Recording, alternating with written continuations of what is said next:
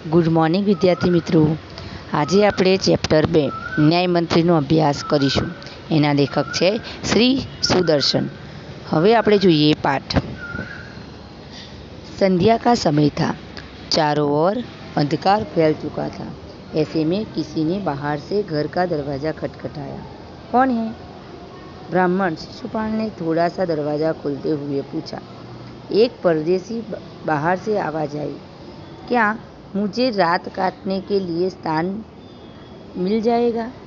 હવે રાતનો સમય છે ત્યારે ત્યાં એક પરદેશી આવે છે અને શિશુપાલના દરવાજાની બહાર આવીને ખખડાવે છે દરવાજો। શિશુપાલ થોડો દરવાજો ખોલીને પૂછે છે કોણ છે? એટલે પરદેશી કહે છે કે હું એક પરદેશી છું, અહીંયા મને રાતવાસો કરવા જગ્યા મળશે થોડી? આગળ।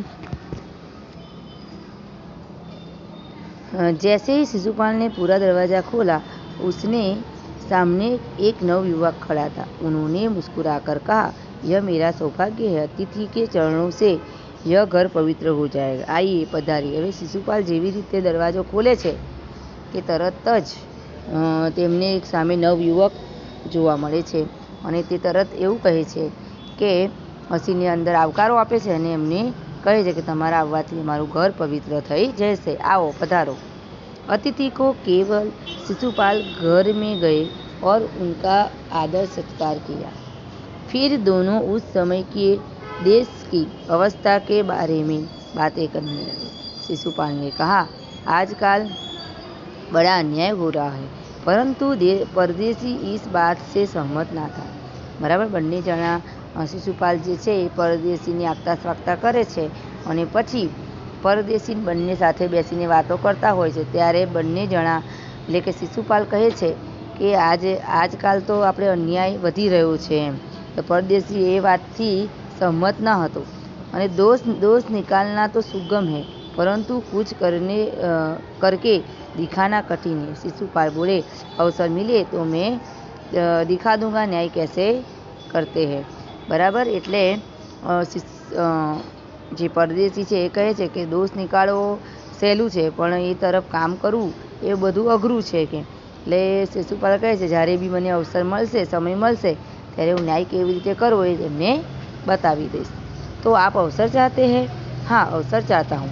फिर कोई अन्याय नहीं होगा? बिल्कुल नहीं। कोई अपराधी दंड से ना बचेगा नहीं। बराबर એટલે બંને જણા વાતચીત કરે છે એટલે કે તમારે અવસર જોઈએ છે તો શિશુપાલ કહે છે હા કે મને જો જ્યારે અવસર મળશે તો કોઈ પણ અપરાધી સજા વગર બાકી नहीं रहे। परदेसी ने मुस्कुराकर कहा, यह बहुत ठीक काम है, ब्राह्मण के लिए कुछ भी कठिन नहीं है, मैं न्याय का डंका बचाकर दिखा दूंगा। એટલે કહે છે શિશુપાલ કે પરદેશી હસે છે મનમાં ને મનમાં અને બ્રાહ્મણ કહે છે કે શિશુપાલ કે હું ન્યાયનો ઘંટો બજાવીને જ એટલે કે વગાડીને જ બતાવી દઈશ। परदेसी धीरे से मुस्कुराया પણ कुछ ना बोले। फिर कुछ देर बाद वे सो गए। પછી કશું બોલ્યા નહીં, વચ્ચે મનમાં ને મનમાં જે પરદેશી હસે છે ને પછી થોડી વાર પછી બંને જણ સૂઈ જાય છે। सुबह उठकर परदेसी ने शिशुपाल को धन्यवाद देकर उनसे विदा ली। सवार पड़े છે ને પછી શિશુપાલથી વિદાય લઈને એ પરદેશી ત્યાંથી રવાના થઈ જાય છે। પછી આગળ જોઈએ આપણે તો कुछ दिनों बाद शिशुपाल के घर कुछ सिपाही आए और उन्हें दरबार में चलने के लिए कहा। शिशुपाल सहम गए। वे समझ नहीं सके कि सम्राट ने उन्हें क्यों बुलाया है। कहीं उसे परदेसी ने तो सम्राट की झूठी सच्ची शिकायत नहीं कर दी। दरबार में पहुंच बराबर એટલે અહીંયા આપણે જોઈએ કે થોડાક સમય પછી જે અતિથિ જતા રહે છે એમના ઘરેથી પછી ત્યાં થોડા સૈનિકો આવે છે અને શિશુપાલને કહે છે ચાલો તમને દરબારમાં બોલાયા છે। દરબારમાં જતા એને ગભરાઈ જાય છે પહેલાં શિશુપાલ કે મને કેમ દરબારમાં બોલાવવામાં આવ્યો છે। એને મનમાં વિચાર આવે છે 4-5 દિવસ પહેલાં જે પેલો અતિથિ આવ્યો તો એણે તો કે રાજાને મેં જે વાત કરી તે કહી તો નહીં દીધી હોય ને સાચી ખોટી। પછી એની ધડકન વધી જાય છે। दरबार में पहुंचकर शिशुपाल का कलेजा धड़कने लगा जब उन्होंने देखा कि परदेसी की सम्राट अशोक है। बराबर એમના દિલની ધડકન વધી ગઈ. કેમ? તો જે પરદેશી હતો એ જ સમ્રાટ અશોક હોય છે. सम्राट बोले कि ब्राह्मण देवता, मैं आपको न्याय का अवसर देना चाहता हूँ, आप तैयार है? सम्राट अशोक જે હતા એ બ્રાહ્મણ એટલે કે શિશુપાલને કહે છે કે તમે તૈયાર છો? હું તમને न्याय કરવાનો અવસર આપવા માગું. તમે તૈયાર છો? તો કે हाँ. पहले तो शिशुपाल घबरा गए. पहला तो शिशुपाल घबराई गया. फिर बोले यदि सम्राट की यही इच्छा है तो मैं तैयार हूँ. सम्राट अशोकને કહે છે કે હજી सम्राट अशोक એવું જ ઈચ્છતા હોય તો હું તૈયાર છું. बहुत ठीक, कल से आप न्याय मंत्री हुए. सम्राट अशोक कहे थे कि काल थी તમે न्याय मंत्री છો. सम्राट ने कहा और अपने हाथ से उंगली उठाकर शिशुपाल को पहना दी. यह सम्राट अशोक की राजमुद्रा थी. એટલે એમના હાથેથી જે વીંટી હતી એ કાઢીને શિશુપાલને પહેરાવી દે છે અને કહે છે કે આ અહીંયાની રાજમુદ્રા છે. अब शिशुपाल न्याय मंत्री थे. હવે शिशुपाल न्याय मंत्री बनी गया હતા.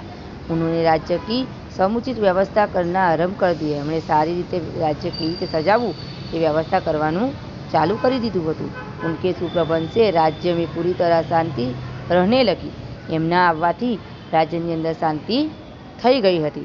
किसी को किसी प्रकार का भय नहीं था. लोग दरवाजे तक खुले छोड़कर जाते थे. चारों तरफ न्याय मंत्री का सुप्रबंध और न्याय की धूम मच गई थी. એટલે કે શિશુપાલના આવવાથી બધા શાંતિથી રહેવા લાગ્યા હતા. રાત્રે દરવાજા પણ ખુલ્લા રાખીને એ લોકો સૂઈ જતા હતા. હવે આપણે આગળના પેજ ઉપર જોઈએ कि लगभग 1 महीने के बाद किसी ने रात में एक पहरेदार की हत्या कर दी. बराबर. एक દિવસે કેવું થયું કે ત્યાં રાતે જે પહેરેદાર હોય ચોકીદાર એમની હત્યા કરી દેવામાં આવે છે. सुबह होते ही वह बात चारों ओर फैल गई. સવાર પડે છે એટલે એ વાત ફેલાઈ જાય છે કે ચોકીદારને કોકને ખૂન કરી નાખ્યું છે. लोग बड़े हैरान थे. બધા હેરાન થઈ ગયા હતા. शिशुपाल की तो नींद ही उड़ गई. शिशुपाल तो ઊંઘ જ ઉડી ગઈ હતી કારણ કે તે તેના ન્યાય મંત્રી હતા એટલા માટે.